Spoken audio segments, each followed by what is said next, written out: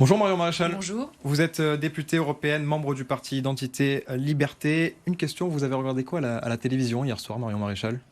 Sachant que je serai à votre antenne le lendemain matin, j'ai évidemment regardé au moins une partie du débat qui a occupé Marseille sur BFM. Et vous avez sûrement vu cette polémique dont je voudrais vous parler.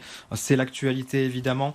Pendant ce débat entre les 4 candidats, il y a cette séquence, une phrase choc de Martine Vassal, la candidate du centre et de la droite. On va l'écouter. Figurez-vous que mes valeurs, elles n'ont jamais changé. Donc vous dites ni LFI, ni RN. C'est le mérite, le travail, la famille, la patrie.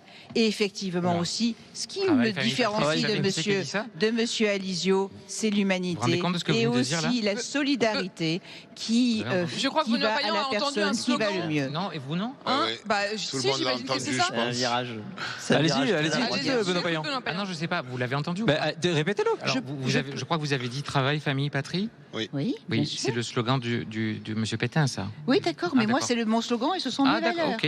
Et le mérite aussi, et le travail aussi. Sur le fond, Benoît Payan, Martine Vassal, vous assumez ?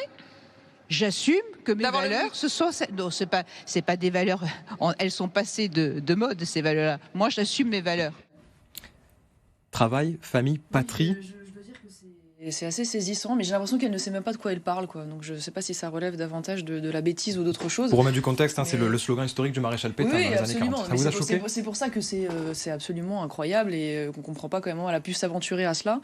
Mais j'ai envie de vous dire qu'au-delà de cette polémique, il y en a une autre qui aurait dû émerger à la suite de ce débat. C'est les déclarations absolument hallucinantes et scandaleuses de Sébastien Delogu à l'égard de la jeune garde. Ou à la suite de ce qui s'est passé quand même, donc le meurtre, homicide volontaire à coups de pied et de poing par terre de ce jeune homme Quentin par des antifas, donc issus de la jeune garde. Sébastien Delogu n'a aucune honte hier soir à dire « Je continue de soutenir la jeune garde, ce sont des gens très bien, ce ne sont pas des gens violents », alors qu'ils sont d'ailleurs mis en cause pas seulement dans l'affaire Quentin, mais également dans une affaire antisémite l'année dernière, au lendemain d'ailleurs, là encore, d'un meeting de Rima Hassan. On va en parler dans un instant de cette affaire aussi, et de Raphaël Arnaud et toute cette histoire. Pour revenir quand même sur ses propos, parce que c'est l'actualité à Marseille ce matin et ça fait clairement le tour des réseaux sociaux et des médias. Comment vous expliquez que Martine Vassal puisse enchaîner dans l'ordre un tel slogan quand elle est en direct ? Je suis pas dans la tête de Martine Vassal, donc je vais pas psychologiser ce qu'elle a voulu dire. J'ai l'impression qu'elle-même, elle ne sait pas de quoi elle parle et qu'elle semble découvrir ensuite, après coup, de quoi il en retourne. Donc voilà, je ne sais pas si c'est une volonté cachée, je ne sais pas si c'est des accointances inavouées, je ne sais pas si c'est simplement de la bêtise. Tout ce que je peux vous dire, évidemment, que c'est absolument lamentable. C'est une faute grave. Voilà, donc c'est une faute grave pour vous ?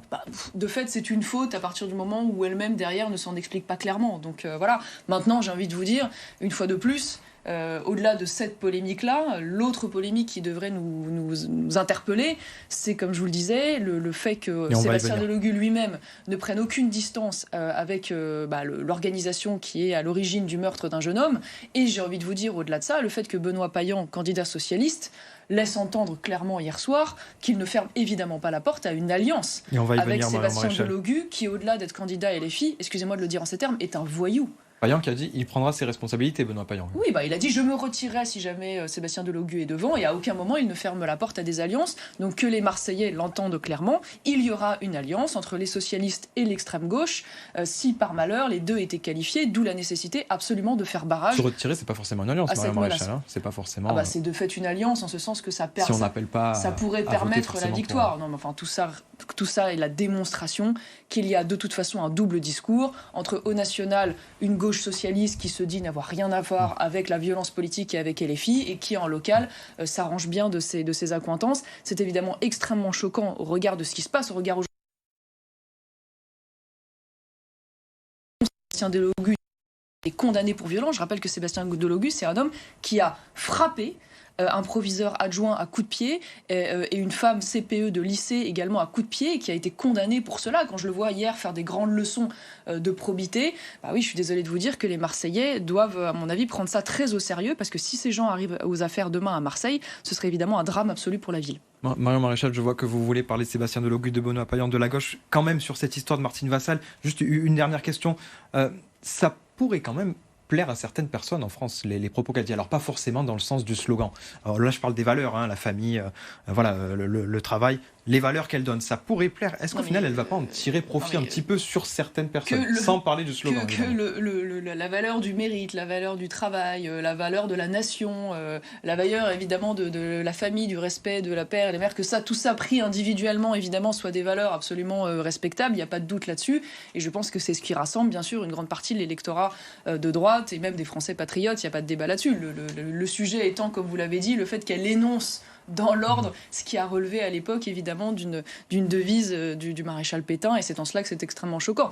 Maintenant, la difficulté de Martine Vassal, me semble-t-il, c'est qu'elle est comptable malgré tout de toute une génération politique à Marseille qui est là aussi co-responsable de la situation dans laquelle aujourd'hui se trouve notre ville, et qu'à ce titre, il me semble qu'elle peut difficilement incarner la rupture et le renouvellement. Et ce qui me choque, c'est justement, suite à ce que je vous ai dit tout à l'heure, c'est-à-dire finalement les accointances manifestes entre le candidat socialiste et Sébastien Delogu, qu'elle-même affirme hier soir qu'en aucun cas de figure, elle ne travaillerait avec Franck Alizio, candidat du RN, alors que Franck Alizio intelligemment lui tend la main à plusieurs reprises. C'est qu'elle n'a manifestement pas pris la mesure de la gravité de la menace que représente aujourd'hui la gauche alliée à l'extrême gauche à Marseille. Parce que vous, l'Union des droites, c'est clairement l'un de vos points. Depuis plusieurs années, vous regrettez que Franck Alizio et Martine Vassal ne se soient pas parlé plus tôt?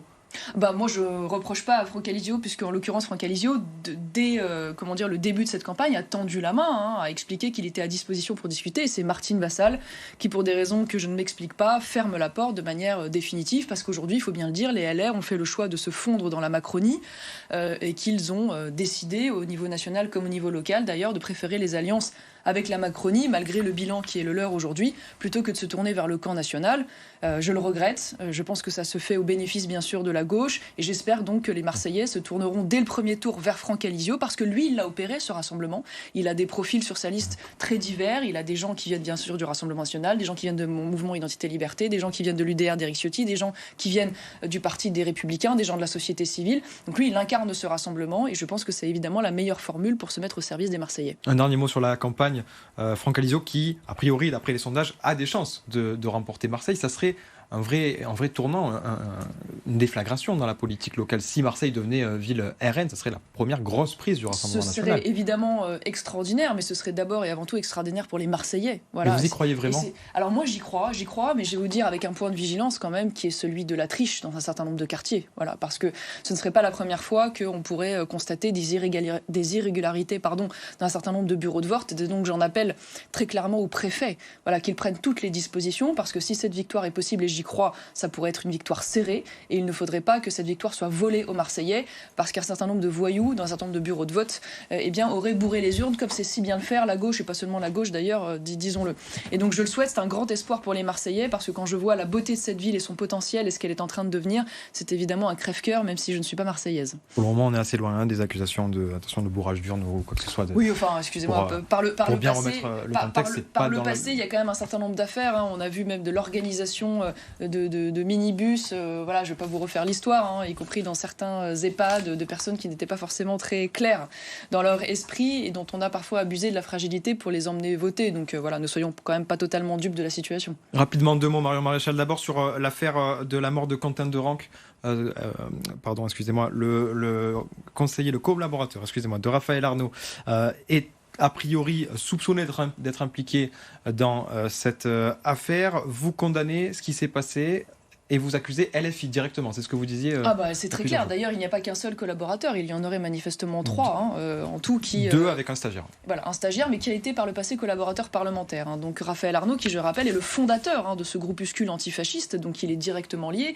Si vous voulez, ce qui me choque dans cette affaire, au-delà du fait que ça n'est pas la première fois que ce groupuscule frappe, lynche, attaque, dans l'impunité, parce que des affaires telles que celle-ci, il y en a eu beaucoup, et si ce n'est que cette fois, elle a abouti malheureusement et dramatiquement à un mort. Ce qui est très choquant, c'est aujourd'hui le fait qu'il y ait des liens structurels, idéologiques entre la France insoumise et ces groupuscules violents antifa qui sont publiquement assumés. Je ne vais pas revenir sur toutes les déclarations de Jean-Luc Mélenchon, qui a parlé d'un groupuscule lié et allié, qui refuse de s'en écarter et qui démontre qu'il y a aujourd'hui idéologiquement de la part de la France insoumise, une volonté de violence parce que doctrinalement, ils considèrent que la révolution ne peut advenir que par le chaos dans la société. Et c'est en cela, évidemment, qu'il faut être extrêmement vigilant. Et c'est pour ça, d'ailleurs, que je considère qu'il faut inscrire la mouvance Antifa sur la liste des organisations terroristes. Ce que vous aviez déjà demandé il y a plusieurs jours. Comme l'a fait d'ailleurs Donald Trump à la suite de l'assassinat de Charlie Kirk.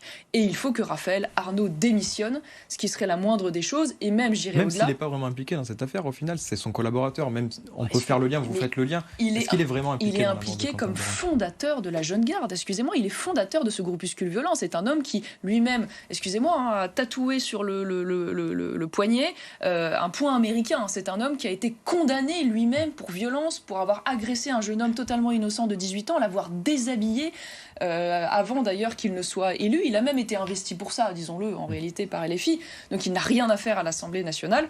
Et donc oui, évidemment, il doit démissionner. Et je vais même au-delà de ça, monsieur, je considère qu'il n'y a pas seulement une responsabilité morale de la part de LFI.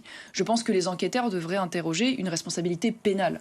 Parce que la réalité, et vos confrères du Canard enchaîné l'avaient révélé, c'est que bien souvent, ce groupe Jeune Garde, cette mouvance Antifa, est utilisée par la France insoumise comme service d'ordre informel. Voilà. Et donc, il devrait se pencher pour savoir si, à l'occasion de la venue de Rima Hassan dans cette université, est-ce qu'il y a eu des consignes pour faire venir ces groupuscules, assurer l'ordre, entre guillemets, et la protection de la France insoumise. Et si c'est tel est le cas, alors oui, il y aura une responsabilité pénale et Rima Hassan devra en répondre. On a entendu ce que vous aviez à dire sur cette affaire. Un mot rapidement, parce qu'on est un petit peu en retard sur votre livre. Tout de même, vous étiez hier soir à Marseille, dans le 13e arrondissement, à la rencontre des Marseillais, pour une séance de dédicace de votre nouveau livre « Si tu te sens Le Pen ». Qu'est-ce qu'ils vous ont dit, ces Marseillais, sur la situation politique en France, sur vous aussi ?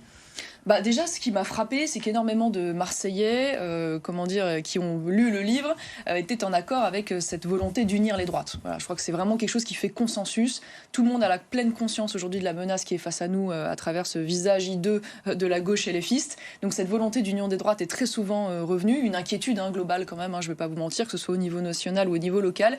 Et en même temps, énormément d'espérance, parce que pour la première fois, et j'ai vu d'ailleurs des militants qui étaient engagés parfois depuis des décennies aussi, la perspective d'une victoire, notamment à Marseille, ce qui, vous l'avez dit, serait un véritable tremblement de terre et un incroyable signal avant les échéances de 2027. Merci beaucoup, Marion Maréchal, d'avoir été notre invité ce matin dans Bonjour Marseille sur BFM Marseille-Provence. Je rappelle, vous êtes députée européenne, membre du parti Identité Liberté. Merci beaucoup d'avoir été avec nous. Vous restez bien avec nous sur BFM Marseille-Provence. L'actualité revient dans un instant.